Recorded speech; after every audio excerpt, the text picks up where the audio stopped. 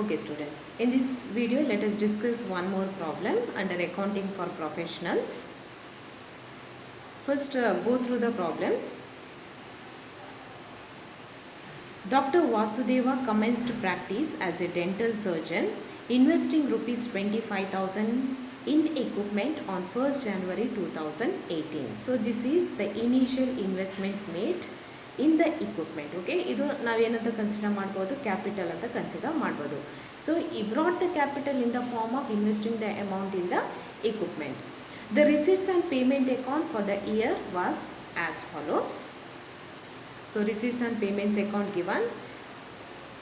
In the receipt side we have to fees 60,000, to miscellaneous receipts 500, to equipment sold, okay, 2,000. Payments by salaries to assistant, by rent, by journals, by purchase of drugs, by equipment purchased. ಇದು additional ಆಗಿ purchase ಮಾಡಿದ್ದು, ಈ ವರ್ಷ purchase ಮಾಡಿದ್ದು. Okay, receipt ಸೈಡಲ್ಲಿ equipment sale ಮಾಡಿದ information ಇದೆ, payment ಸೈಡಲ್ಲಿ ಇಕ್ವಿಪ್ಮೆಂಟ್ ಪರ್ಚೇಸ್ ಮಾಡಿದ ಇನ್ಫಾರ್ಮೇಷನ್ ಇದೆ. By drawings, by library books, by conveyance, by balance at bank and in hand. Look at the adjustment. Rupees 2,000 of the fees were still outstanding. ಏನಿದೆ?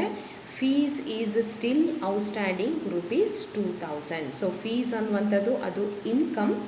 Receipt ಏನಾದರೂ outstanding income ಅಥವಾ receipt ಇದ್ದರೆ ನಾವು ಏನು ಮಾಡ್ತೇವೆ, ಅದನ್ನು ಇನ್ಕಮಲ್ಲಿ ಆ್ಯಡ್ ಮಾಡ್ತೇವೆ. ಬಟ್ ಅದರ ಆಪೋಸಿಟ್ ಸೈಡಲ್ಲಿ ರಿಸರ್ವನ್ನು ತೋರಿಸಿ ಅದನ್ನು ನಲ್ಲಿಫೈ ಮಾಡಿ, ಅದರ ಇಫೆಕ್ಟನ್ನು ನಲ್ಲಿಫೈ ಮಾಡಿ ಬಿಡ್ತೇವೆ. Next, equipment was sold and purchased on 1st October 2018. The cost of equipment sold being rupees 3,000. Confusion ಮಾಡಿಕೊಳ್ಳಬೇಡಿ. Equipment was sold and purchased. So ಇಲ್ಲಿ receipts and payments ಅಕೌಂಟಲ್ಲಿ ನೋಡಿ, ಅಲ್ಲಿ ಸೇಲ್ ಮಾಡಿದ ಇನ್ಫಾರ್ಮೇಷನ್ ಕೂಡ ಇದೆ, ಸೋಲ್ಡ್ ಕೂಡ ಇದೆ, ಅಲ್ಲಿ ಪರ್ಚೇಸ್ ಕೂಡ ಇದೆ. ಸೇಲ್ ಮತ್ತು ಪರ್ಚೇಸ್ ಮಾಡಿದ್ದು ಒಂದೇ ಡೇಟಿಗೆ. ಯಾವ ಡೇಟಿಗೆ ಸೇಲ್ ಮತ್ತು ಪರ್ಚೇಸ್ ಮಾಡಿದ್ದಾರೆ? It is sold and purchased on 1st October 2018. ವರ್ಷದ ಮಿಡ್ಲಲ್ಲಿ ಅದನ್ನೇನು ಮಾಡಿದ್ದಾರೆ? ಸೇಲ್ ಮಾಡಿದ್ದಾರೆ. ಆ್ಯಂಡ್ ಎಷ್ಟು ವರ್ತಿದ್ದು ಇಕ್ವಿಪ್ಮೆಂಟ್ ಸೇಲ್ ಮಾಡಿದ್ದಾರೆ, ಎಷ್ಟು ವರ್ತಿದ್ದು ಇಕ್ವಿಪ್ಮೆಂಟ್ ಪರ್ಚೇಸ್ ಮಾಡಿದ್ದಾರೆ. ಸೊ ನಮ್ಮ ಹತ್ರ ಸ್ಪೆಸಿಫಿಕ್ ಇನ್ಫಾರ್ಮೇಷನ್ ಇದೆ. ಎಷ್ಟು ವರ್ತಿದ್ದು ಇಕ್ವಿಪ್ಮೆಂಟ್ ಪರ್ಚೇಸ್ ಮಾಡಿದ್ದಾರೆ? 4,000. ಓಕೆ, ಎಷ್ಟು ವರ್ತಿದ್ದು ಇನ್ವೆಸ್ಟ್ಮೆಂಟ್ ಸೇಲ್ ಮಾಡಿದ್ದಾರೆ ಅದು ಗೊತ್ತಿಲ್ಲ, ಅಮೌಂಟ್ ರಿಯಲೈಸ್ ಆದದ್ದು ಗೊತ್ತಿದೆ. ಅಮೌಂಟ್ ರಿಯಲೈಸ್ ಆದದೆಷ್ಟು? 2,000. ಸೊ ಬಟ್ ನಮಗೆ ಪ್ರಾಬ್ಲಮಲ್ಲಿ ಸ್ಪೆಸಿಫಿಕ್ಕಾಗಿ ಹೇಳಿದ್ದಾರೆ ಎಷ್ಟು ವರ್ತಿದ್ದು ಇನ್ವೆಸ್ಟ್ಮೆಂಟನ್ನು ಸೇಲ್ ಮಾಡಿದ್ದಾರೆ. 3,000 ವರ್ತಿದ್ದು ಇನ್ವೆಸ್ಟ್ಮೆಂಟನ್ನು 2,000 ರುಪೀಸ್ಗೆ ಸೇಲ್ ಮಾಡಿದ್ದಾರೆ. Okay, 3,000 worth of the investment is realised at rupees 2,000. ಇಲ್ಲಿ ನೀವು ಏನನ್ನು ಫೈಂಡ್ ಔಟ್ ಮಾಡಬೇಕು, ಇದರಲ್ಲಿ ಪ್ರಾಫಿಟ್ ಆಗಿದೆಯಾ ಲಾಸ್ ಆಗಿದೆ ಅಂತ ಫೈಂಡ್ ಔಟ್ ಮಾಡಬೇಕು. ಬಟ್ ಅದು ಫೈಂಡ್ ಔಟ್ ಮಾಡೋದಕ್ಕಿಂತ ಮುಂಚೆ ನೀವೇನು ಮಾಡಬೇಕು, ಈ ಸೋಲ್ಡ್ ಆದಂತಹ ಇಕ್ವಿಪ್ಮೆಂಟ್ ಮೇಲೆ ನೀವು ಡೆಪ್ರಿಸಿಯೇಷನನ್ನು ಚಾರ್ಜ್ ಮಾಡಬೇಕು. ಓಕೆ, ಆ ಚಾರ್ಜ್ ಮಾಡಿದ ಮೇಲೆ ಏನು ವ್ಯಾಲ್ಯೂ ಇದೆ, ಎಷ್ಟು ರಿಯಲೈಸ್ ಆಗಿದೆ, ಪ್ರಾಫಿಟ್ ಆಗಿದೆ, ಲಾಸ್ ಆಗಿದೆ ಅಂತ ನೀವು ಫೈಂಡ್ ಔಟ್ ಮಾಡಬೇಕು. Right. Next, depreciation on equipment is 20%. Equipment ಮೇಲೆ ಆ ಉಳಿದ ಏನು ಇಕ್ವಿಪ್ಮೆಂಟ್ ಇದೆ ಅದರ ಮೇಲೆ 20% ಡೆಪ್ರಿಸಿಯೇಷನ್ ಚಾರ್ಜ್ ಮಾಡ್ತೇವೆ. Salaries to assistant still payable is rupees 1,000. So this is outstanding expenses. Outstanding expenses ಎರಡು ಅಡ್ಜಸ್ಟ್ಮೆಂಟ್ ಇಲ್ಲಿ ಒಂದು ಸ್ಯಾಲ್ರೀಸಲ್ಲಿ ಆ್ಯಡ್ ಮಾಡ್ತೇವೆ. ಇಲ್ಲಿ ಇನ್ಕಮ್ ಆ್ಯಂಡ್ ಎಕ್ಸ್ಪೆಂಡಿಚರ್ ಅಕೌಂಟಲ್ಲಿ ಎಕ್ಸ್ಪೆಂಡಿಚರ್ ಸೈಡ್ 2 ಸ್ಯಾಲ್ರೀಸ್ ಆ್ಯಡ್ ಮಾಡ್ತೇವೆ. ಇನ್ನೊಂದು same outstanding salaries to assistant ಅಂತ ಹೇಳಿ ಲ್ಯಾಬಿಲಿಟಿ ಸೈಡಲ್ಲಿ ತೋರಿಸ್ತೇವೆ. Okay, 30% of the conveyance is for domestic purpose. Means total conveyance ಎಷ್ಟಿದೆ? ಇಲ್ಲಿ 2,000. ಅದರಲ್ಲಿ 30% ಯಾವುದಕ್ಕೆ? ಡೊಮೆಸ್ಟಿಕ್, ಅಂದರೆ ಅದನ್ನು ಡ್ರಾಯಿಂಗ್ಸ್ ಅಂತ ಕನ್ಸಿಡರ್ ಮಾಡ್ತೇವೆ. ಸೊ ಉಳಿದ 70%ಅನ್ನು ನಾವು ಇನ್ಕಮ್ ಆ್ಯಂಡ್ ಎಕ್ಸ್ಪೆಂಡಿಚರ್ ಅಕೌಂಟಲ್ಲಿ ತೋರಿಸ್ತೇವೆ, ಎಕ್ಸ್ಪೆಂಡಿಚರ್ ಸೈಡಲ್ಲಿ ತೋರಿಸ್ತೇವೆ. Next, stock of drugs on 31st December 2018 is rupees 1,500. So this is the closing stock of drugs. Here you should be very careful. Whenever the closing stock of drug is given, ಇದು closing stock of drug ಎಲ್ಲಿ ಬರುತ್ತೆ? Closing balance ಶೀಟಲ್ಲಿ ಬರುತ್ತೆ closing stock of drug. ಇದನ್ನು ಇನ್ನೊಂದು ಕಡೆ adjustment ಮಾಡಬೇಕು. ಎಲ್ಲಿ ಅಡ್ಜಸ್ಟ್ಮೆಂಟ್ ಮಾಡಬೇಕು? ಇಲ್ಲಿ ಎಷ್ಟಿದೆ drugs purchase during the year? ಎಷ್ಟಿದೆ? Drugs purchase during the year 5,000 ಈ ವರ್ಷ ಪರ್ಚೇಸ್ ಮಾಡಿದ್ದೇವೆ. ಈ 5,000 ನಿಮಗೆ ಇನ್ಕಮ್ ಆ್ಯಂಡ್ ಎಕ್ಸ್ಪೆಂಡಿಚರಲ್ಲಿ ಎಕ್ಸ್ಪೆಂಡಿಚರ್ ಸೈಡ್ ತೋರಿಸ್ಲಿಕ್ಕೆ ಆಗೋದಿಲ್ಲ. ಯಾಕೆಂತ ಹೇಳಿದರೆ ಈ ವರ್ಷ 5,000 ಪರ್ಚೇಸ್ ಮಾಡಿದ ಡ್ರಗ್ಸಲ್ಲಿ ಕ್ಲೋಸಿಂಗ್ ಸ್ಟಾಕ್ ಎಷ್ಟಿದೆ ಪ್ರಾಬ್ಲಮಲ್ಲಿ ಕೊಟ್ಟಿದ್ದಾರೆ. ಕ್ಲೋಸಿಂಗ್ ಸ್ಟಾಕ್ 1,500 ರುಪೀಸ್ ಇದೆ. ಓಕೆ, ಸೊ ಹಾಗಾದರೆ ಆ ಡಿಫ್ರೆನ್ಸ್ ಅಮೌಂಟ್ ಏನಿದೆ 3,500 ಮಾತ್ರ ಅದು ಎಕ್ಸ್ಪೆಂಡಿಚರ್ ಸೈಡಲ್ಲಿ ಬರುತ್ತೆ. ಈ 1,500 ನಾವು ಕ್ಲೋಸಿಂಗ್ ಬ್ಯಾಲೆನ್ಸ್ ಶೀಟಲ್ಲಿ ತೋರಿಸ್ತೇವೆ. 5,000ಇಂದ 1,500 ಕ್ಲೋಸಿಂಗ್ ಸ್ಟಾಕ್ ಅಂತ ಡಿಡಕ್ಟ್ ಮಾಡಬೇಕು. ಈ 1,500 ಸೊ ಕ್ಲೋಸಿಂಗ್ ಬ್ಯಾಲೆನ್ಸ್ ಶೀಟಲ್ಲಿ ಕ್ಲೋಸಿಂಗ್ ಸ್ಟಾಕ್ ಆಫ್ ಡ್ರಗ್ಸ್ ಅಂತ ತೋರಿಸ್ಬೇಕು. Okay, you are required to prepare income and expenditure account and balance sheet to the year 2018, relating to the year 2018. ಇಲ್ಲಿ ಒಂದು ತುಂಬ ಕೇರ್ಫುಲ್ ಆಗಿರಬೇಕಾದದ್ದು ಯಾವುದು, ಇಕ್ವಿಪ್ಮೆಂಟಿದು adjustment. Okay, so starting equipment ಎಷ್ಟಿತ್ತು ಪ್ರಾಬ್ಲಮಲ್ಲಿ ನೋಡಿ. ಸ್ಟಾರ್ಟಿಂಗ್ ಇಕ್ವಿಪ್ಮೆಂಟ್ 25,000 ಇನ್ವೆಸ್ಟ್ಮೆಂಟ್ ಮಾಡಿದ್ದು, 25,000 ವರ್ತಿದ್ದು ಇಕ್ವಿಪ್ಮೆಂಟ್. ಅದರಲ್ಲಿ ಏನು ಮಾಡಿದ್ದಾರೆ, 3,000 ವರ್ತಿದ್ದು ಇನ್ವೆಸ್ಟ್ಮೆಂಟನ್ನು 2,000ಗೆ ಸೇಲ್ ಮಾಡಿದ್ದಾರೆ. ಪ್ರಾಬ್ಲಮಲ್ಲಿ ಕೊಟ್ಟಿದ್ದಾರೆ ಇಲ್ಲಿ ಸ್ಪೆಸಿಫಿಕ್ಕಾಗಿ 3,000 ವರ್ತಿದ್ದು ಇನ್ವೆಸ್ಟ್ಮೆಂಟನ್ನು ಸೇಲ್ ಮಾಡಿದ್ದು. 3,000 ವರ್ತಿದ್ದು ಇನ್ವೆಸ್ಟ್ಮೆಂಟನ್ನು 25,000ಅಲ್ಲಿ 3,000 ವರ್ತಿದ್ದು ಇನ್ವೆಸ್ಟ್ಮೆಂಟನ್ನು ಅವರು ಎಷ್ಟಕ್ಕೆ ಸೇಲ್ ಮಾಡಿದ್ದಾರೆ, 2,000ಗೆ ಸೇಲ್ ಮಾಡಿದ್ದಾರೆ. ಓಕೆ, ಅದನ್ನು ಹೊರತುಪಡಿಸಿ ಏನು ಮಾಡಿದ್ದಾರೆ, 1 ಅಕ್ಟೋಬರ್ಗೆ ಅಡಿಷ್ನಲ್ ಆಗಿ 4,000 ಇಕ್ವಿಪ್ಮೆಂಟನ್ನು ಪರ್ಚೇಸ್ ಮಾಡಿದ್ದಾರೆ. ಕರೆಕ್ಟಾ? ಇಲ್ಲಿ ಡೆಪ್ರಿಸಿಯೇಷನ್ ಚಾರ್ಜ್ ಮಾಡಬೇಕು. ಯಾಕೆಂದರೆ ಅಸೆಟನ್ನು ರಿಯಲೈಸ್ ಮಾಡಿದ್ದು, ಇಕ್ವಿಪ್ಮೆಂಟನ್ನು ರಿಯಲೈಸ್ ಮಾಡಿದ್ದು, ಸೇಲ್ ಮಾಡಿದ್ದು ಮತ್ತು ಪರ್ಚೇಸ್ ಮಾಡಿದ್ದು ಮಿಡಲ್ ಆಫ್ ದ ಇಯರಲ್ಲಿ. ಓಕೆ, ಇಲ್ಲಿ receipts and payments account date ಯಾವಾಗ, 1 ಜಾನ್ವರಿ. ಅದೇ ಪರ್ಚೇಸ್ ಮತ್ತು ಸೇಲ್ ಆಫ್ ಇಕ್ವಿಪ್ಮೆಂಟ್ ಆದದ್ದು 1 ಅಕ್ಟೋಬರಲ್ಲಿ. ಸೊ ಇಲ್ಲಿ ಡೆಪ್ರಿಸಿಯೇಷನ್ ಕ್ಯಾಲ್ಕುಲೇಷನ್ ಮಾಡುವಾಗ ತುಂಬ ಕೇರ್ಫುಲ್ ಆಗಿರಬೇಕು. ನಾನು ಇಲ್ಲಿ ಇನ್ಕಮ್ ಆ್ಯಂಡ್ ಎಕ್ಸ್ಪೆಂಡಿಚರ್ ಅಕೌಂಟ್ ಮತ್ತು ಬ್ಯಾಲೆನ್ಸ್ ಶೀಟ್ ಮಾಡೋದಕ್ಕಿಂತ ಮುಂಚೆ ಆ ವರ್ಕಿಂಗ್ ನೋಟ್ ಎಕ್ಸ್ಪ್ಲೇನ್ ಮಾಡ್ತೇನೆ. ಓಕೆ, ಎಷ್ಟು loss or profit on sale of equipment ಮತ್ತು ಎಷ್ಟು ಡೆಪ್ರಿಸಿಯೇಷನ್ ಚಾರ್ಜ್ ಮಾಡಬೇಕು ಅಂತೇಳಿ. First, cost of equipment sold. So what is the cost of equipment sold? It is specifically given in the problem. 3,000 ವರ್ತಿದ್ದು ಏನು ಇಕ್ವಿಪ್ಮೆಂಟನ್ನು sale ಮಾಡಿದ್ದಾರೆ. ಕರೆಕ್ಟಾ? ಈಗ ನಾವು ಏನು ಮಾಡಬೇಕು, ಯಾವಾಗ ಆ ಇಕ್ವಿಪ್ಮೆಂಟನ್ನು ಸೇಲ್ ಮಾಡಿದ್ದಾರೆ ಸ್ಪೆಸಿಫಿಕ್ಕಾಗಿ ಪ್ರಾಬ್ಲಮಲ್ಲಿ ಕೊಟ್ಟಿದ್ದಾರೆ. ಇದು ಸೇಲ್ ಮಾಡಿದ್ದು 1 ಅಕ್ಟೋಬರ್ಗೆ, ಅಂದರೆ ಅದು ಬಿಸ್ನೆಸ್ಸಲ್ಲಿ ಎಷ್ಟು ಸಮಯ ಇತ್ತು, 30th ಸೆಪ್ಟೆಂಬರ್ವರೆಗೂ ಅದು ಇತ್ತು. It was there in the business from 1st January 18 to 30th/9/18. ಅಂದರೆ ಸೊ 9 ಮಂತ್ ಅದು ಬಿಸ್ನೆಸ್ಸಲ್ಲಿತ್ತು. ನಾವು ಆ 9 ಮಂತಿಗೆ ಡೆಪ್ರಿಸಿಯೇಷನ್ ಚಾರ್ಜ್ ಮಾಡಬೇಕು. So 3,000 at the rate of 20%, depreciation 20% ಅಂತ ಹೇಳಿದ್ದಾರೆ ಫಾರ್ 9 ಮಂತ್. 3,000 ವರ್ತಿದ್ದು ಇಕ್ವಿಪ್ಮೆಂಟ್ ಮೇಲೆ ಅದನ್ನು ಸೇಲ್ ಮಾಡುವಾಗ ಅದಕ್ಕೆ ಎಷ್ಟು ಡೆಪ್ರಿಸಿಯೇಷನ್ ನಾವು ಚಾರ್ಜ್ ಮಾಡಬೇಕು, 450 ರುಪೀಸ್ ಡೆಪ್ರಿಸಿಯೇಷನ್ ಚಾರ್ಜ್ ಮಾಡಬೇಕು. Okay, after charging 450 depreciation, so here the value of the equipment sold will be 2,550 rupees. Okay, in the problem the realized value of equipment is given, it is 2,000. ಅದು ಎಲ್ಲಿ ಕೊಟ್ಟಿದ್ದಾರೆ, receipts and payments ಅಕೌಂಟಲ್ಲಿ receipt ಸೈಡಲ್ಲಿ ಕೊಟ್ಟಿದ್ದಾರೆ. 2,000 ನಾವು amount realise ಮಾಡಿದ್ದೇವೆ, cash realise ಮಾಡಿದ್ದೇವೆ. So ಎಷ್ಟು ವರ್ತಿದ್ದು ಇನ್ವೆಸ್ಟ್ಮೆಂಟ್, ಎಷ್ಟು ವರ್ತಿದ್ದು ಇಕ್ವಿಪ್ಮೆಂಟ್, 3,000 ವರ್ತ್. ಅದರ 3,000 ವರ್ತ್ ಯಾವಾಗ ಆಗಿರ್ತದೆ, 1 ಜಾನ್ವರಿಗೆ ಅದರ ವರ್ತ್ 3,000 ಆಗಿರ್ತದೆ. ಸೇಲ್ ಮಾಡುವ ದಿನ ಅದರ ವರ್ತ್ 3,000 ಅಲ್ಲ, ಸೇಲ್ ಮಾಡುವ ದಿನ ಅದರ ವರ್ತ್ ಎಷ್ಟು, 2,550. ಯಾಕೆಂದರೆ ಸೇಲ್ ಮಾಡುವ ದಿನದವರೆಗೆ ನಾವು ಡೆಪ್ರಿಸಿಯೇಷನ್ ಚಾರ್ಜ್ ಮಾಡಬೇಕು. Okay, 3,000 on 1/1/2018. So till the date of sale we have to charge the depreciation. Depreciation 9 ಮಂತ್ಸ್ಗೆ ಎಷ್ಟಾಗುತ್ತೆ, 450. So therefore the value of equipment sold on the date of sale will be 2,550. The realised value 2,000.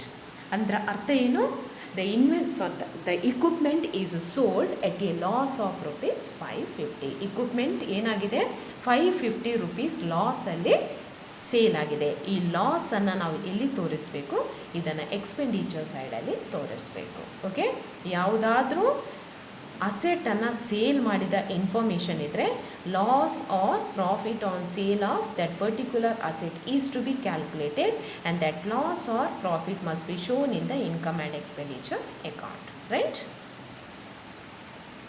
Next ಈಗ depreciation calculation ಮಾಡುವ. ಇಲ್ಲಿ ಕೂಡ ತುಂಬ careful ಆಗಿರಿ. First initially ಬಿಗಿನಿಂಗಲ್ಲಿ ಎಷ್ಟು investment ಇತ್ತು ಬಿಗಿನಿಂಗಲ್ಲಿ ಕೊಟ್ಟಿದ್ದಾರೆ. ಸೊ ದಟ್ ಡಾಕ್ಟರ್ ಈ invested is amount 25,000 rupees in the equipment. ಇಷ್ಟು 25,000 rupees ಇತ್ತು. ಆ 25,000ಅಲ್ಲಿ ಎಷ್ಟು ಸೇಲ್ ಆಗಿ ಹೋಯಿತು? 3,000 rupees ಸೇಲ್ ಆಗಿ ಹೋಯಿತು. 3,000 ವರ್ತಿದ್ದು ಇನ್ವೆಸ್ಟ್ಮೆಂಟ್ ಸೇಲ್ ಆಗಿ ಹೋಯಿತು. ಈಗ ಉಳಿದದೆಷ್ಟು? 22,000 rupees ಮಾತ್ರ. ಆ 20,000 rupees ಮೇಲೆ 20%ಗೆ ಫುಲ್ ಇಯರ್ಗೆ ಡೆಪ್ರಿಸಿಯೇಷನ್ ಚಾರ್ಜ್ ಮಾಡಬೇಕು. ಯಾಕೆಂದರೆ ಆ 22,000 ವರ್ತಿದ್ದು ಇಕ್ವಿಪ್ಮೆಂಟ್ ಈಗಲೂ ಹಾಗೇ ಇದೆ. ಕರೆಕ್ಟಾ? 25,000ಅಲ್ಲಿ 3,000 ವರ್ತಿದ್ದು ಇನ್ವೆಸ್ಟ್ಮೆಂಟ್ ಮಾತ್ರ ಸೇಲ್ ಆದದ್ದು. ಅದಕ್ಕೆ ನಾವು ಸಪ್ರೇಟಾಗಿ ಡೆಪ್ರಿಸಿಯೇಷನ್ ಕ್ಯಾಲ್ಕುಲೇಷನ್ ಮಾಡಿದ್ದೇವೆ. ಕರೆಕ್ಟಾ? ಈಗ ಉಳಿದ ಡೆಪ್ರಿಸಿಯೇಷನ್ಗೆ ಫುಲ್ ವರ್ಷಕ್ಕೆ ನಾವು ಡೆಪ್ರಿಸಿಯೇಷನ್ ಚಾರ್ಜ್ ಮಾಡ್ತೇವೆ 4,400. ನೆಕ್ಸ್ಟ್ ಈಗ ನಾವು 3,000 ಸೇಲ್ ಮಾಡಿದ್ದೇವಲ್ಲ ಇಕ್ವಿಪ್ಮೆಂಟ್, ಅದರ ಮೇಲೆ ಡೆಪ್ರಿಸಿಯೇಷನ್ ಕೂಡ ನಾವಿಲ್ಲಿ ತೋರಿಸಬೇಕು. ಅದೇನು ಆಲ್ರೆಡಿ ಇಲ್ಲಿ ಕ್ಯಾಲ್ಕುಲೇಷನ್ ಮಾಡಿದ್ದೇವೆ ನೋಡಿ, 450 rupees. ಸೊ ಆ 450 rupees ಇಲ್ಲಿ ತೋರಿಸಬೇಕು. ಇನ್ನೊಂದು ಇದೆ, ಯಾವುದು? ರಿಸೀಟ್ಸ್ ಆ್ಯಂಡ್ ಪೇಮೆಂಟ್ಸ್ ಅಕೌಂಟಲ್ಲಿ ಪೇಮೆಂಟ್ ಸೈಡಲ್ಲಿ equipments purchase during the year ಇದೆ. ಎಷ್ಟು? 4,000 rupees. ಅದನ್ನು ಪರ್ಚೇಸ್ ಮಾಡಿದ್ದು ಯಾವಾಗ? 1st Octoberಗೆ. 1st October ಅಂತ ಹೇಳಿದರೆ ಅದು ಎಷ್ಟು ಸಮಯ ಬಿಸ್ನೆಸ್ಸಲ್ಲಿತ್ತು? October, November, December. So 3 months ಇದ್ದು ಡೆಪ್ರಿಸಿಯೇಷನ್ ಚಾರ್ಜ್ ಮಾಡ್ತೇವೆ. 4,000 20% ಫಾರ್ 3 months. ಎಷ್ಟಾಗುತ್ತೆ? Depreciation 200. So total depreciation on equipment will be 5,050 rupees. Okay. Purchase ಮಾಡಿದ್ರ ಮೇಲೆ ಕೂಡ ಡೆಪ್ರಿಸಿಯೇಷನ್ ಚಾರ್ಜ್ ಮಾಡಬೇಕು. ಸೇಲ್ ಮಾಡಿದ ಇಕ್ವಿಪ್ಮೆಂಟ್ ಮೇಲೆ ಕೂಡ ಡೆಪ್ರಿಸಿಯೇಷನ್ ಚಾರ್ಜ್ ಮಾಡಬೇಕು. ಏನು ರಿಮೈನಿಂಗ್ ಇಕ್ವಿಪ್ಮೆಂಟ್ ಇದೆ ಅದರ ಮೇಲೆ ಕೂಡ ಡೆಪ್ರಿಸಿಯೇಷನ್ ಚಾರ್ಜ್ ಮಾಡಬೇಕು. ಸೇಲ್ ಮಾಡಿದ ಇಕ್ವಿಪ್ಮೆಂಟ್ ಮೇಲೆ ಡೆಪ್ರಿಸಿಯೇಷನ್ ಚಾರ್ಜ್ ಮಾಡುವಾಗ ಅದು ಎಷ್ಟು ಸಮಯ ಬಿಸ್ನೆಸ್ಸಲ್ಲಿ ಇತ್ತು ಅನ್ನೋದನ್ನು ನೋಡಬೇಕು. ಪರ್ಚೇಸ್ ಮಾಡಿದ ಇಕ್ವಿಪ್ಮೆಂಟ್ ಮೇಲೆ ಡೆಪ್ರಿಸಿಯೇಷನ್ ಚಾರ್ಜ್ ಮಾಡಿದಾಗ ಅದು ಪರ್ಚೇಸ್ ಮಾಡಿದ ಮೇಲೆ ಎಷ್ಟು ಸಮಯ ಬಿಸ್ನೆಸ್ಸಲ್ಲಿ ಇತ್ತು ಅನ್ನೋದನ್ನು ನೋಡಬೇಕು. ಓಕೆ. ಎಸ್, ಈಗ income and expenditure account prepare ಮಾಡುವ. ನಿಮಗೆ ಆಲ್ರೆಡಿ ಹೇಳಿದ್ದೇನೆ ನಾನು, income and expenditure account prepare ಮಾಡುವಾಗ ಇನ್ಕಮ್ ಕ್ರೆಡಿಟ್ ಸೈಡ್ ಬರುತ್ತೆ, ಎಕ್ಸ್ಪೆಂಡಿಚರ್ ಡೆಬಿಟ್ ಸೈಡ್ ಬರುತ್ತೆ. ಓಕೆ. ಎಕ್ಸ್ಪೆಂಡಿಚರ್ ಬರುವ ಐಟಮ್ಸ್ ಎಲ್ಲವೂ ಎಲ್ಲಿರುತ್ತೆ? ಪೇಮೆಂಟ್ ಸೈಡಲ್ಲಿ ಇರುವ ಐಟಮ್. ರಿಸೀಟ್ಸ್ ಆ್ಯಂಡ್ ಪೇಮೆಂಟ್ಸ್ ಅಕೌಂಟಲ್ಲಿ ಕ್ರೆಡಿಟ್ ಸೈಡಲ್ಲಿ ಇದ್ದ ರೆವೆನ್ಯೂ ಐಟಮ್ಸ್ ಅದು ಎಲ್ಲಿ ಬರುತ್ತೆ? ಇನ್ಕಮ್ ಆ್ಯಂಡ್ ಎಕ್ಸ್ಪೆಂಡಿಚರ್ ಅಕೌಂಟಲ್ಲಿ ಡೆಬಿಟ್ ಸೈಡಲ್ಲಿ ಬರುತ್ತೆ. ರಿಸೀಟ್ಸ್ ಆ್ಯಂಡ್ ಪೇಮೆಂಟ್ಸ್ ಅಕೌಂಟಲ್ಲಿ ಡೆಬಿಟ್ ಸೈಡಲ್ಲಿದ್ದ ಐಟಮ್ ಇನ್ಕಮ್ ಆ್ಯಂಡ್ ಎಕ್ಸ್ಪೆಂಡಿಚರ್ ಅಕೌಂಟಲ್ಲಿ ಕ್ರೆಡಿಟ್ ಸೈಡಲ್ಲಿ ಬರುತ್ತೆ. ಅದನ್ನೊಂದು ನೆನಪಲ್ಲಿ ಇಟ್ಕೊಳ್ಳಿ. ರೈಟ್. ಓಕೆ. ಸೊ 1 by 1 ನೋಡಿ. First salary to assistant payment ಸೈಡಲ್ಲಿದೆ. ಇಲ್ಲಿ ಎಕ್ಸ್ಪೆಂಡಿಚರ್ ಅಕೌಂಟಲ್ಲಿ ಟು ಸ್ಯಾಲ್ರಿ ಟು ಅಸಿಸ್ಟೆಂಟ್ 8,000. ಅಡ್ಜಸ್ಟ್ಮೆಂಟಲ್ಲಿ ಔಟ್ಸ್ಟ್ಯಾಂಡಿಂಗ್ ಕೊಟ್ಟಿದ್ದಾರೆ 1,000. ಅದನ್ನು ಆ್ಯಸ್ ಇಟ್ ಈಸ್ ಆ್ಯಡ್ ಮಾಡ್ತೇವೆ. ಒಂದು ಅಡ್ಜಸ್ಟ್ಮೆಂಟ್ ಇಲ್ಲಿ ಆ್ಯಡ್ ಮಾಡೋದು, ಇನ್ನೊಂದು ಇಲ್ಲಿ ಬರುತ್ತೆ. ಅದು ಕ್ಲೋಸಿಂಗ್ ಬ್ಯಾಲೆನ್ಸ್ ಶೀಟಲ್ಲಿ ಲಯಬಿಲಿಟಿ ಸೈಡಲ್ಲಿ ಔಟ್ಸ್ಟ್ಯಾಂಡಿಂಗ್ ಸ್ಯಾಲ್ರೀಸ್ ಟು ಅಸಿಸ್ಟೆಂಟ್ಸ್ ಅಂತ ತೋರಿಸ್ಬೇಕು. Okay. So total salaries to assistants 9,000. Next rent 4,800. Journals 1,000. Purchase of drugs 5,000. ನಾನು ಆಲ್ರೆಡಿ ಎಕ್ಸ್ಪ್ಲೇನ್ ಮಾಡಿದ್ದೇನೆ. ಡ್ರಗ್ಸ್ ಪರ್ಚೇಸ್ ಮಾಡಿದ್ದು 5,000. ಅದರಲ್ಲಿ ಅಡ್ಜಸ್ಟ್ಮೆಂಟಲ್ಲಿ ಕ್ಲೋಸಿಂಗ್ ಸ್ಟಾಕ್ ಹೇಳಿದ್ದಾರೆ. ಎಷ್ಟಿದೆ ಕ್ಲೋಸಿಂಗ್ ಸ್ಟಾಕ್? 1,500. ಅದರ ಅರ್ಥ ಈ ವರ್ಷ ಯೂಸ್ ಮಾಡಿದ ಡ್ರಗ್ಸ್ 3,500 ಮಾತ್ರ. ಆ 1,500 ಕ್ಲೋಸಿಂಗ್ ಬ್ಯಾಲೆನ್ಸ್ ಶೀಟಲ್ಲಿ ಕ್ಲೋಸಿಂಗ್ ಸ್ಟಾಕ್ ಆಗಿ ತೋರಿಸ್ಬೇಕು. ಓಕೆ. ನೆಕ್ಸ್ಟ್ ಕನ್ವೇಯನ್ಸ್ ಎಷ್ಟಿದೆ? 2,000 rupees. ಅದರಲ್ಲಿ ಏನು ಹೇಳಿದ್ದಾರೆ? 30% ಡೊಮೆಸ್ಟಿಕ್ ಪರ್ಪಸ್, ಅಂದರೆ 600 ಡೊಮೆಸ್ಟಿಕ್ ಪರ್ಪಸ್. ಅದನ್ನು ಡ್ರಾಯಿಂಗ್ಸ್ ಅಂತ ತೋರಿಸ್ತೇವೆ. ಸೊ ಇಲ್ಲಿ ಬರುವಂತಹ ಎಕ್ಸ್ಪೆಂಡಿಚರ್ ಸೈಡಲ್ಲಿ ಬರುವಂಥ ಕನ್ವೇಯನ್ಸ್ ಎಷ್ಟು? Only 1,400 rupees. ನೆಕ್ಸ್ಟ್ ಇದು ಪ್ರೊವಿಷನ್ ಫಾರ್ ಔಟ್ಸ್ಟ್ಯಾಂಡಿಂಗ್ ಫೀಸ್ ಮತ್ತೆ ಹೇಳ್ತೇನೆ. Loss on sale of equipment ಅದು ವರ್ಕಿಂಗ್ ನೋಟಲ್ಲಿದೆ. ಸೊ ವರ್ಕಿಂಗ್ ನೋಟಲ್ಲಿದೆ ನೋಡಿ, ಇಲ್ಲಿ ಇದು 550 rupees loss on sale of equipment. ಸೊ ಅದನ್ನು ಎಕ್ಸ್ಪೆಂಡಿಚರ್ ಸೈಡಲ್ಲಿ ತೋರಿಸ್ತೇವೆ. Okay. Next depreciation on equipment separate working ನೋಟಲ್ಲಿ ಕೊಟ್ಟಿದ್ದೇನೆ ನೋಡಿ. ಇಲ್ಲಿ ಎಕ್ಸ್ಪ್ಲೇನ್ ಮಾಡಿದ್ದೇನೆ 5050. ಸೊ ಇಲ್ಲಿ ಪುನಃ ಸಪ್ರೇಟ್ ಬರೆಯುವ ಅಗತ್ಯ ಇಲ್ಲ, 5050 ಟೋಟಲ್ ಅಮೌಂಟ್ ಬರೆದ್ರೆ ಆಯಿತು. ನೆಕ್ಸ್ಟ್ ಇಲ್ಲಿ ಫೀಸ್ 60,000 ಅಡ್ಜಸ್ಟ್ಮೆಂಟಲ್ಲಿ ಹೇಳಿದ್ದಾರೆ. ಸೊ 2,000 ಔಟ್ಸ್ಟ್ಯಾಂಡಿಂಗ್ ಅಂತ ಹೇಳಿದ್ದಾರೆ. ಇಲ್ಲಿ 2,000 ಒಮ್ಮೆ ಆ್ಯಡ್ ಮಾಡ್ತೀರಿ, ಮತ್ತು ಅದನ್ನು ಏನು ಮಾಡ್ತೀರಿ, ರಿವರ್ಸ್ ಸೈಡಲ್ಲಿ ಪ್ರೊವಿಷನ್ ಫಾರ್ ಔಟ್ಸ್ಟ್ಯಾಂಡಿಂಗ್ ಫೀಸ್ ಅಂತ ತೋರಿಸ್ಬೇಕು. ಒಮ್ಮೆ ಇಲ್ಲಿ ಆ್ಯಡ್ ಮಾಡಿ ಇನ್ನೊಮ್ಮೆ ಅದನ್ನು ರಿವರ್ಸ್ ಸೈಡಲ್ಲಿ ತೋರಿಸ್ಬೇಕು. Okay. Next miscellaneous receipts 500 rupees. So ಎರಡನ್ನು ಬ್ಯಾಲೆನ್ಸ್ ಮಾಡಿ ಏನು ಬ್ಯಾಲೆನ್ಸಿಂಗ್ ಫಿಗರ್ ಬರುತ್ತೆ ಅದನ್ನು excess of income over expenditure ಅಂತ ತೋರಿಸಬೇಕು. Excess of income over expenditure or surplus. Okay. ಇಲ್ಲಿ ನಾವು ರೆಕಾರ್ಡ್ ಮಾಡಿದ್ದು ಓನ್ಲಿ ರೆವೆನ್ಯೂ ಐಟಮ್ ಮಾತ್ರ. ಸ್ಯಾಲ್ರಿ ಟು ಅಸಿಸ್ಟೆಂಟ್ ರೆಕಾರ್ಡ್ ಮಾಡಿದ್ದೇವೆ, ರೆಂಟ್ ರೆಕಾರ್ಡ್ ಮಾಡಿದ್ದೇವೆ, ಜರ್ನಲ್ಸ್ ರೆಕಾರ್ಡ್ ಮಾಡಿದ್ದೇವೆ, ಪರ್ಚೇಸ್ ಆಫ್ ಡ್ರಗ್ಸ್ ಕ್ಲೋಸಿಂಗ್ ಸ್ಟಾಕನ್ನು ತೆಗೆದಿದ್ದೇವೆ. ಇಕ್ವಿಪ್ಮೆಂಟ್ ಪರ್ಚೇಸ್ಡ್ ರೆಕಾರ್ಡ್ ಮಾಡಿಲ್ಲ, ಓನ್ಲಿ ಡೆಪ್ರಿಸಿಯೇಷನ್ ಮಾತ್ರ ರೆಕಾರ್ಡ್ ಮಾಡಿದ್ದೇವೆ. Loss on sale of equipment record ಮಾಡಿದ್ದೇವೆ. ಇಕ್ವಿಪ್ಮೆಂಟ್ ಪರ್ಚೇಸ್ ಮಾಡಿದ್ದು ರೆಕಾರ್ಡ್ ಮಾಡಿಲ್ಲ, ಯಾಕೆಂದರೆ ಇಕ್ವಿಪ್ಮೆಂಟ್ ಅನ್ನುವಂಥದ್ದು ಕ್ಯಾಪಿಟಲ್ ಐಟಮ್. ಅದು ಎಲ್ಲಿ ಬರುತ್ತೆ, ಬ್ಯಾಲೆನ್ಸ್ ಶೀಟಲ್ಲಿ ಬರುತ್ತೆ. ಇಲ್ಲಿ ಬರುವಂಥದ್ದು ರೆವೆನ್ಯೂ ಐಟಮ್ ಮಾತ್ರ. ಡ್ರಾಯಿಂಗ್ಸ್ ಅದು ಬ್ಯಾಲೆನ್ಸ್ ಶೀಟಲ್ಲಿ ಕ್ಯಾಪಿಟಲ್ ಜೊತೆ ಅಡ್ಜಸ್ಟ್ ಮಾಡ್ತೇವೆ. ಲೈಬ್ರರಿ ಬುಕ್ಸ್ ಅದು ಯಾವುದು ಅಸೆಟ್, ಅದು ರೆವೆನ್ಯೂ ಐಟಮ್ಸ್ ಅಲ್ಲ, ಅದು ಬ್ಯಾಲೆನ್ಸ್ ಶೀಟಲ್ಲಿ ಅಸೆಟ್ ಅಂತ ತೋರಿಸ್ತೇವೆ. ಕನ್ವೇಯನ್ಸ್ 60% ನಾವು 70% ಎಲ್ಲಿ ತೋರಿಸಿದ್ದೇವೆ, ಇನ್ಕಮ್ ಆ್ಯಂಡ್ ಎಕ್ಸ್ಪೆಂಡಿಚರ್ ಅಕೌಂಟಲ್ಲಿ ತೋರಿಸಿದ್ದೇವೆ. 30% ಅದನ್ನು ಡ್ರಾಯಿಂಗ್ ಅಂತ ಕನ್ಸಿಡರ್ ಮಾಡ್ತೇವೆ. ನೆಕ್ಸ್ಟ್ ಇದು closing balance of bank and cash in hand ಇಲ್ಲಿ ಬರುತ್ತೆ, ಕ್ಲೋಸಿಂಗ್ ಬ್ಯಾಲೆನ್ಸ್ ಶೀಟಲ್ಲಿ ಬರುತ್ತೆ. ಓಕೆ. ಸೊ ಇಲ್ಲಿ fees, miscellaneous receipts and equipments sold direct ಬರೀಲಿಲ್ಲ, ಅದರಲ್ಲಿ ಲಾಸನ್ನು ನಾವು ಏನು ಮಾಡಿದ್ದೇವೆ, ಕ್ಯಾಲ್ಕುಲೇಷನ್ ಮಾಡಿ ಬರ್ತಿದ್ದೇವೆ. As it is equipment sold ಅಂತ 2,000 ಅಂತ ಹೇಳಿ ತೋರಿಸುವ ಹಾಗಿಲ್ಲ. ಲಾಸ್ ಆರ್ ಪ್ರಾಫಿಟನ್ನು ನಾವು ಏನು ಮಾಡ್ತೇವೆ, ಇನ್ಕಮ್ ಆ್ಯಂಡ್ ಎಕ್ಸ್ಪೆಂಡಿಚರ್ ಅಕೌಂಟಲ್ಲಿ ತೋರಿಸ್ತೇವೆ. ಓಕೆ. ನೆಕ್ಸ್ಟ್ ಬ್ಯಾಲೆನ್ಸ್ ಶೀಟ್ ನೋಡಿ, ಇಲ್ಲಿ ನೋಡಿ cash in hand, cash at bank ಇದು ಎಲ್ಲಿ ಬರುವಂಥದ್ದು, ಇಲ್ಲಿ income and receipts and payments ಅಕೌಂಟಲ್ಲಿ ಲಾಸ್ಟಲ್ಲಿ ಇರುವಂಥ ಐಟಮ್ಸ್. ಇದು 2 ಐಟಮ್, ಇದು ಕ್ಲೋಸಿಂಗ್ ಬ್ಯಾಲೆನ್ಸ್ ಶೀಟಲ್ಲಿ ಬರುತ್ತೆ. ಓಕೆ.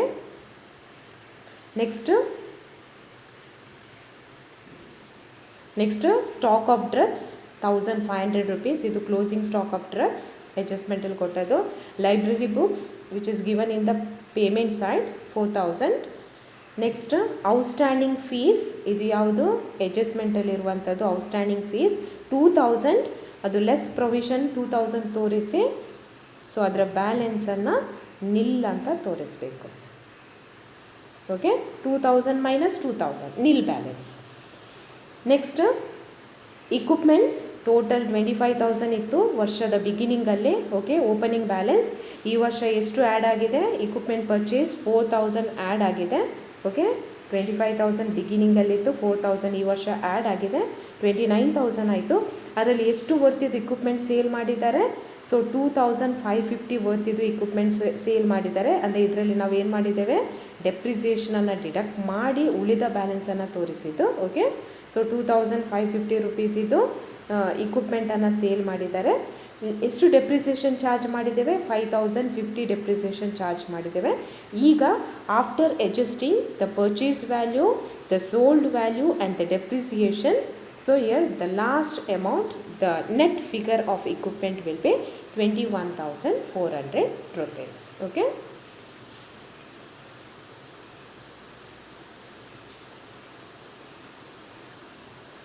ಇಲ್ಲಿ ಒಂದು ನಿಮಗೆ ಕನ್ಫ್ಯೂಷನ್ ಬರ್ಬೋದು, ಈ 2,550 ಯಾಕೆ ರೆಕಾರ್ಡ್ ಮಾಡಿದ್ದು, ಯಾಕೆ 3,000 ರೆಕಾರ್ಡ್ ಮಾಡಿಲ್ಲ. 3,000 cost of the equipments sale ಮಾಡಿದ್ದೇವೆ, ಬಟ್ ಯಾಕೆ ನಾವಿಲ್ಲಿ 2,550 ರೆಕಾರ್ಡ್ ಮಾಡಿದ್ದೇವೆ. ಇದು ಯಾಕೆ 2,550 ರೆಕಾರ್ಡ್ ಮಾಡಿದ್ದೇವೆ ಅಂತ ಹೇಳಿದರೆ, ಅಲ್ಲಿ 450 rupees ನಾವು ಏನು ಡೆಪ್ರಿಸಿಯೇಷನ್ ಚಾರ್ಜ್ ಮಾಡಿದ್ದೇವ, ಆ ಡೆಪ್ರಿಸಿಯೇಷನ್ ಚಾರ್ಜ್ ಮಾಡಿದ್ದು ಇದರಲ್ಲಿ ಇನ್ಕ್ಲೂಡ್ ಆಗಿದೆ. ಓಕೆ. ಈ 2,550ಯಲ್ಲಿ ಇಲ್ಲಿ 3,000 ಇದ್ದಲ್ಲಿ ನಾವು 2,550ಯನ್ನು ರೆಕಾರ್ಡ್ ಮಾಡಿದ್ದೇವೆ ಆಫ್ಟರ್ ಡಿಡಕ್ಟಿಂಗ್ 450 ಡೆಪ್ರಿಸಿಯೇಷನ್. ಯಾಕೆಂತ ಹೇಳಿದರೆ ಆ 450 rupees ಎಲ್ಲಿ ಇನ್ಕ್ಲೂಡ್ ಆಗಿದೆ, ಈ 5,050ಯಲ್ಲಿ ಇನ್ಕ್ಲೂಡ್ ಆಗಿದೆ. ಅದಕ್ಕೋಸ್ಕರ ಇಲ್ಲಿ ನಾವು 3,000 ಬರೆಯಲಿಲ್ಲ, 2,550 ಬರೆದದ್ದು. ಸಪೋಸ್ ಇಲ್ಲಿ ನೀವು 3,000 ಬರೆದ್ರೆ ಈ 5,050ಇಂದ 450ಯನ್ನು ನೀವು ಡಿಡಕ್ಟ್ ಮಾಡಬೇಕು. Okay, you will get the same amount 21,400. Either you can record 3,000 here and you must deduct that 450 rupees from 5,050. Otherwise you can show the amount after deducting the depreciation and ಇಲ್ಲಿ ಡೆಪ್ರಿಸಿಯೇಷನಲ್ಲಿ total depreciation ತೋರಿಸಿದರೆ ಆಯಿತು. ನೀವು ಬೇಕಾದ್ರೆ ಇಲ್ಲಿ depreciation calculation ನೋಡಿ. Depreciation ಕ್ಯಾಲ್ಕುಲೇಷನಲ್ಲಿ 550ಯಲ್ಲಿ ಈ 450 rupees include ಆಗಿದೆ. Okay, ಆ 450 rupees 550ಯಲ್ಲಿ ಇನ್ಕ್ಲೂಡ್ ಆದ ಕಾರಣ ನಾವೇನು ಮಾಡಿದ್ದೇವೆ, ಇಲ್ಲಿ 2,550 ತೋರಿಸಿದ್ದೇವೆ, 3,000 ತೋರಿಸಲಿಲ್ಲ. Okay, next liability side, outstanding salary 1,000, capital ಇದು 25,000 ಇಕ್ವಿಪ್ಮೆಂಟಲ್ಲಿ ಅವನು ಇನ್ವೆಸ್ಟ್ ಮಾಡಿದ್ದು. ಓಕೆ, ಅಷ್ಟು ಕ್ಯಾಶನ್ನು ತಂದಿದ್ದಾನೆ. ಆ್ಯಡ್ ಸರ್ಪ್ಲಸ್ ಅಂತ ಹೇಳಿದರೆ ಇನ್ಕಮ್ ಆ್ಯಂಡ್ ಎಕ್ಸ್ಪೆಂಡಿಚರ್ ಅಕೌಂಟಲ್ಲಿ ನಮಗೇನು ಬ್ಯಾಲೆನ್ಸಿಂಗ್ ಫಿಗರ್ ಸಿಕ್ಕಿದೆ, excess of income over expenditure 35,200 should be added. Next drawings ಎರಡು ರೀತಿದು ಡ್ರಾಯಿಂಗ್ಸ್ ಇದೆ. ಒಂದು ರಿಸಿಟ್ಸ್ ಆ್ಯಂಡ್ ಪೇಮೆಂಟ್ಸ್ ಅಕೌಂಟಲ್ಲಿ ಡೈರೆಕ್ಟ್ ಡ್ರಾಯಿಂಗ್ಸ್ ಕೊಟ್ಟಿದ್ದಾರೆ ನೋಡಿ ಇಲ್ಲಿ, in the form of cash. ಎಷ್ಟಿದೆ, 20,000 ಇದೆ. ಇನ್ನೊಂದು ಕನ್ವೇಯನ್ಸಲ್ಲಿ ಏನು ಹೇಳಿದ್ದಾರೆ, 30% ಫಾರ್ ದ ಪರ್ಸ್ನಲ್ ಯೂಸ್ ಅಂತ ಹೇಳಿದ್ದಾರೆ. ಆ ಕನ್ವೇಯನ್ಸನ್ನು ಕೂಡ ನಾವಿಲ್ಲಿ ಡ್ರಾಯಿಂಗ್ಸಿಗೆ ಆ್ಯಡ್ ಮಾಡ್ತೇವೆ. Okay, drawings given in the receipts and payments account 20,000 and 30% of the conveyance. So total drawings will be 20,600. So 60,000 20ಇಂದ 20,600 ಡಿಡಕ್ಟ್ ಮಾಡಿದರೆ ಎಷ್ಟು ಬರುತ್ತೆ, 39,600 ಬರುತ್ತೆ. So this is the closing capital and the balance sheet total will be 40,600. Here you should be very careful. Outstanding income ಇದ್ದರೆ ಇದು outstanding income, ಅದಕ್ಕೆ provision ಮಾಡಿ nil balance. Okay, outstanding fees less provision nil. But outstanding liabilities ಇದ್ದರೆ ಅದನ್ನು ಹಾಗೆಯೇ ತೋರಿಸ್ಬೇಕು, ಅದಕ್ಕೆ ಯಾವುದೇ ಪ್ರೊವಿಷನನ್ನು ಅಡ್ಜಸ್ಟ್ ಮಾಡಲಿಕ್ಕೆ ಇಲ್ಲ. ರೈಟ್, ನೋಟ್ಸಲ್ಲಿ ಪ್ರಾಬ್ಲಮನ್ನು ವರ್ಕೌಟ್ ಮಾಡಿ, ಡೌಟ್ ಇದ್ದರೆ ಕ್ಲಾರಿಫೈ ಮಾಡಿಕೊಳ್ಳಿ.